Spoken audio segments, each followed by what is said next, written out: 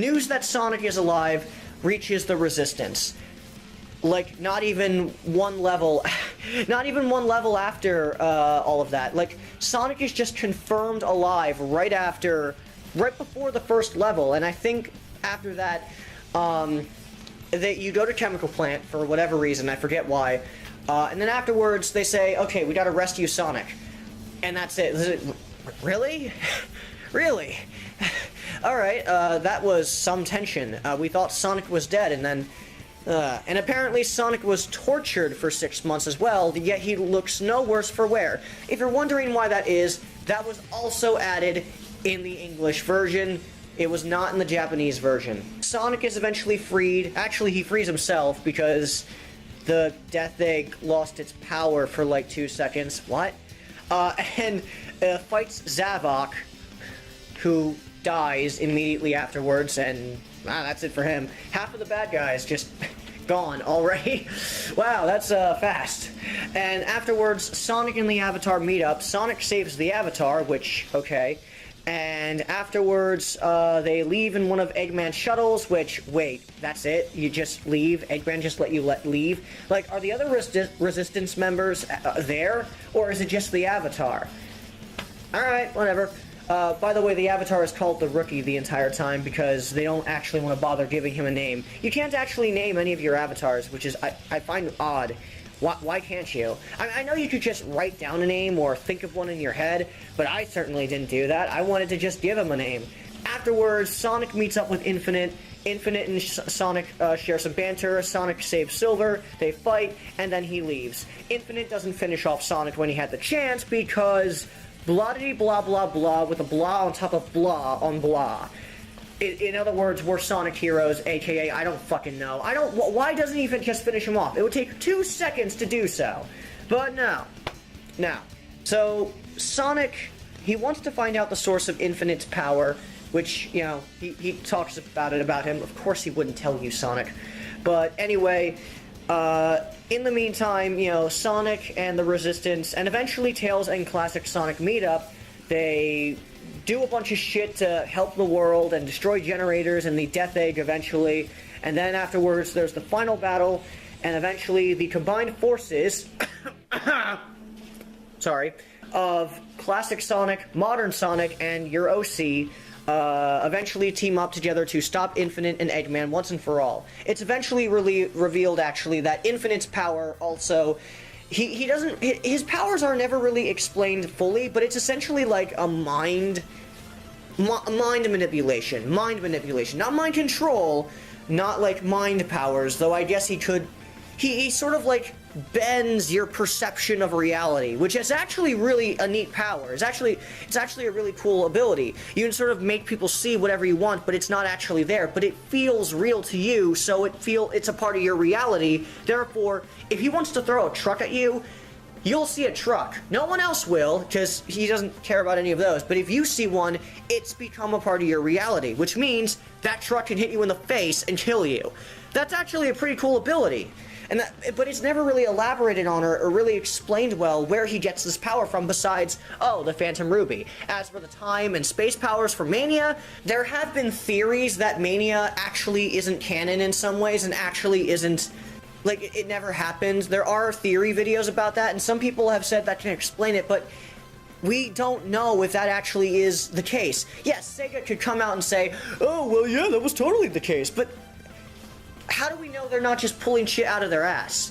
And at the same time, Classic Sonic is real. If Mania never really happened, then Classic Sonic shouldn't even exist.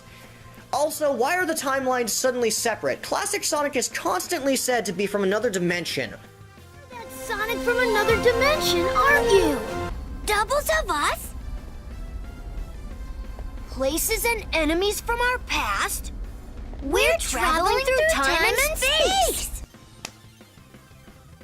He was confirmed in Generations to be from, like, an older time period. So why is he suddenly just now, oh, now he's a Sonic from another dimension? Guys, you could at least try and give a shit about continuity. Like, stop! You did it with Blaze, and Eggman Nega, and now freaking Classic Sonic. Like, really, stop! Oh, and Infinite's power. I'm jumping all over the place. Who cares? The story has no effort put into it.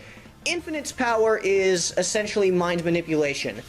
Where does he get that power? I believe it's from generators that Eggman made. We never see any of these generators at all. All of those clones you see, Zavok, Shadow, Metal Sonic, all of them are fake. They're not actually the real thing. First off, and I know Sonic comments on this in the story in English, I'm not sure about Japanese. Why make a fake out of something that's already fake? Alright, that was funny, and it makes sense. It's like you're pointing out your own plot holes, actually. But with that said, like, why make a fake out of Metal Sonic? I know Metal Sonic is not really loyal to you, but... whatever. Shadow... The real Shadow comes in and defeats his own clone. You fight a giant Metal Sonic, which is actually pretty neat, actually. I'll give it credit. That's actually pretty neat for, you know, a boss fight. That's actually neat. It's one of the better Metal Sonic boss fights, definitely. Because I'm not really a fan of all of them. Like, I don't really like the Racing CD that much. It's kind of annoying with the spike placement. It's fine. It's an epic moment, but I really didn't like the spike placement. The one in Mania I definitely didn't like. I thought it went on way too long, and the second phase was really annoying. So it is one of the better boss fights. But overall, it's, you know, Metal Sonic is just... You know, he's there for some reason. I don't know why they couldn't... Eggman just couldn't rebuild a more loyal version of him, but whatever. Classic Sonic defeats, you know, Chaos. Oh, and there's episode Shadow, which apparently goes over the origins of Infinite. This is what happened. He beat up Infinite a little bit, and then he became a bitch. So all I know at this point is that Infinite's backstory is he's a whiny bitch that got beaten by Shadow, and now he's... you know, a whiny bitch with powers. Afterwards, Infinite has powers of mind manipulation. He can make clones of a bunch of other people, but he never really utilizes his powers to the fullest potential. If you can manipulate the mind, how far can you go? Like, why can't you, like, manipulate the mind to make it seem like you're changing and morphing into something else? Maybe, like, that you're bleeding, or that, I don't know, or even better, that Resistance members can start killing each other because they actually look like egg pawns now. If you can manipulate the mind in any way, like... why don't you do that? Or can you not do that? Can you, why don't you manipulate a fucking airplane to come in and just crash it in the middle of a city? Again, whatever is real, whatever Infinite wants you to see, it becomes your reality. Whoa, you gotta be kidding! That's just a special effect, right? No, it's not. While we're under the Phantom Ruby's control, it's a part of our reality. So why not take full advantage of that? That's actually a pretty broken ability because you can mess up someone's mind really badly. You'd be surprised what you can make people see with their feelings and emotions, and not to mention their loyalties, their fears. There's so much you could do with that power, and you just don't utilize it. We don't know the rules about the Phantom Ruby. They're not really explained. And I know this is Sonic, but at the same time, if you're gonna tell a darker story that's more serious and has more of an epic feeling, you need to do it right. The story is just so half-assed and half-hearted. By the end of the day, when I feel like it was just another day in Sonic's life, not, oh god, like the world's like really messed up and I gotta save it. And when I beat Eggman, it's a moment of triumph. No, it's more like, oh well, that was an adventure. That's how it ends. That's literally how it ends. I was just like, really? That's it? And it really does have that ending too. I mean, yeah. Even the relationship between the Avatar and Sonic, honestly, isn't like... There's implied that he looks up to Sonic eventually, and that's fine. You know, it's fine to have him as an older brother figure, because that's actually what I would want to be if I were in the Sonic universe. Problem is, it just doesn't... It doesn't really do anything for me when I don't care about any of the characters or what's going on. The story just happens, and it feels like it was just a really neat idea for a story just to draw in a crowd. And that's honestly what it is. It drew in a crowd, so I guess it worked, especially in Japan, since it actually sold a lot better in Japan this time around compared to other Sonic games, so I guess that makes it okay. The story of Forces is just very simplistic and dull. And it's, Infinite is a weak-ass villain. Seriously, he gets beaten by Shadow once, and then he turns like, oh, I'm evil and I'm gonna kill anyone. And, now I wear a mask because the old me is like, really pathetic and weak, but now I'm not weak anymore because I guess, evil laugh, whatever. It's so, really, that's it? That's his origins? He's not like a completely nihilistic person who thinks that life is a curse or something. I don't know. You could have made this guy so edgy and dark, and you would have had a perfect excuse.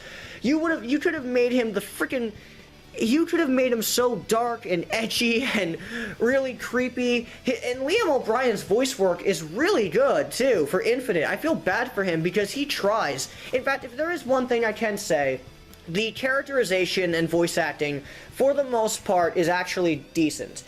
Infinite is a bad character, but Liam O'Brien's voice is really good. Is there no end to these annoying insects? I will burn your resistance to ashes, and you along with it.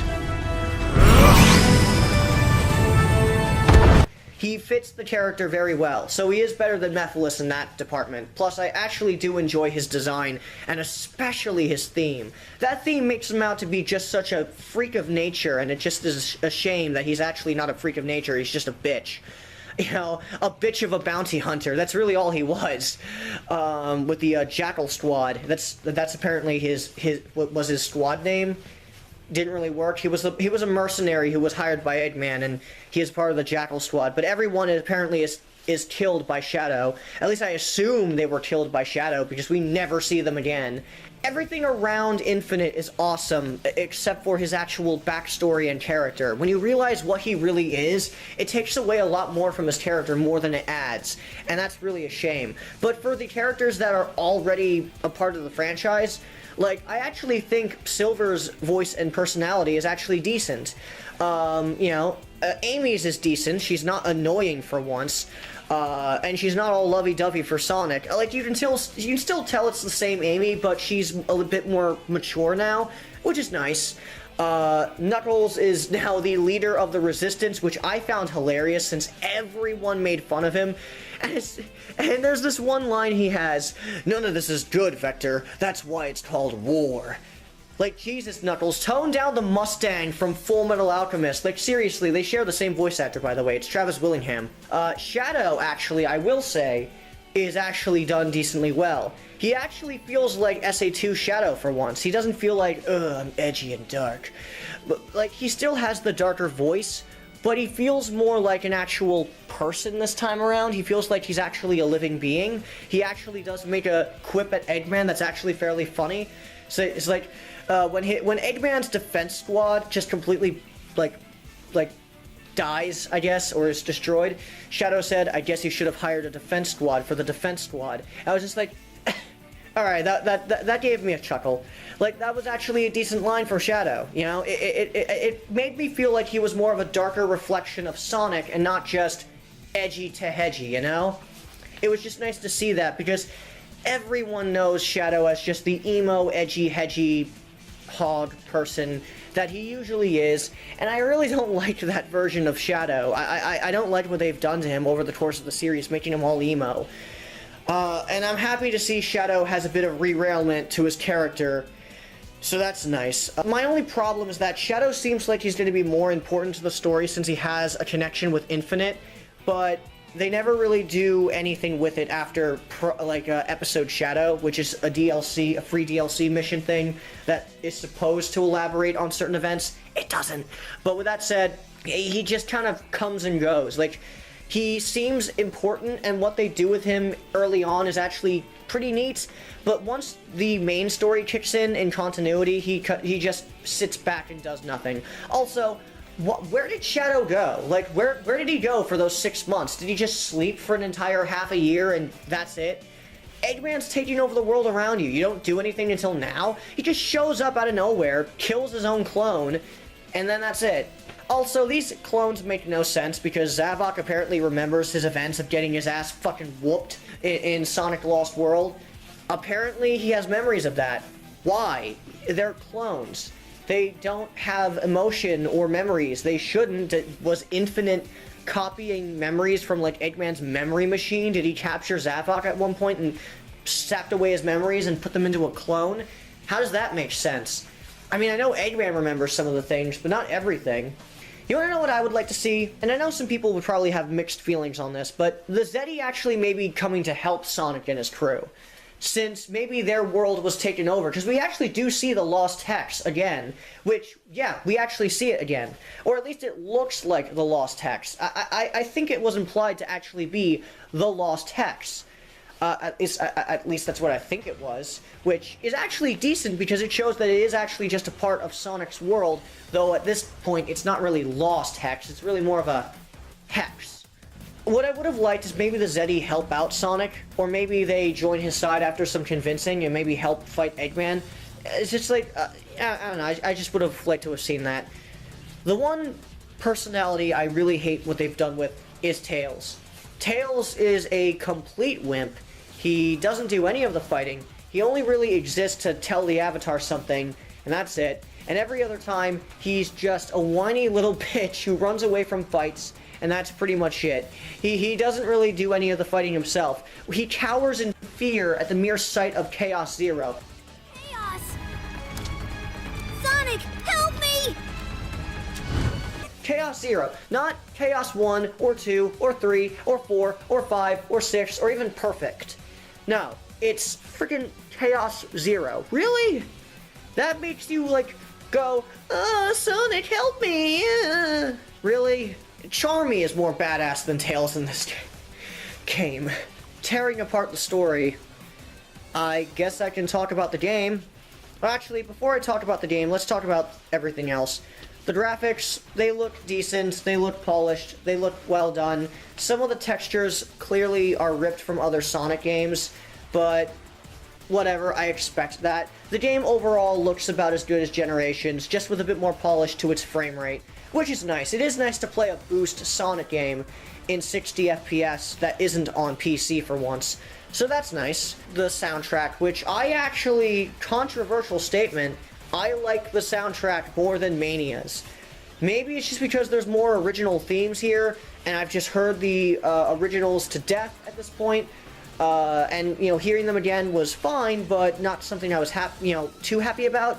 But with Forces, all of the tracks are mostly original, and most of them are really good. I love the Avatar's synth techno music with the lyrics. It's very cheesy. I especially love modern Sonic's. Not every theme of his hits a home run. Like the final level music was not really sticking with me, but every other theme of music was actually really, really good. With some of my favorites from the Avatar and modern Sonic being probably Prison Hall, the final Avatar level. I know not many people enjoyed that one for some reason. I really enjoyed the Metropolitan Highway one, the one where Infinite's chasing you the entire time. That's one of my favorites. That was actually sung by the by the lead singer, I think, of the Dead Man Wonderland opening theme. So that's really neat how they got him. He's a really good singer. The space level, the Death Egg level for modern Sonic, which actually is neat because it's the first time we've ever seen a Death Egg level in 3D. Yeah, I know, crazy, right? The Metal Sonic music, both the remix of the American theme, the American boss theme, and especially the theme that plays beforehand. You barely hear any of it, and I'll let you listen to it right now.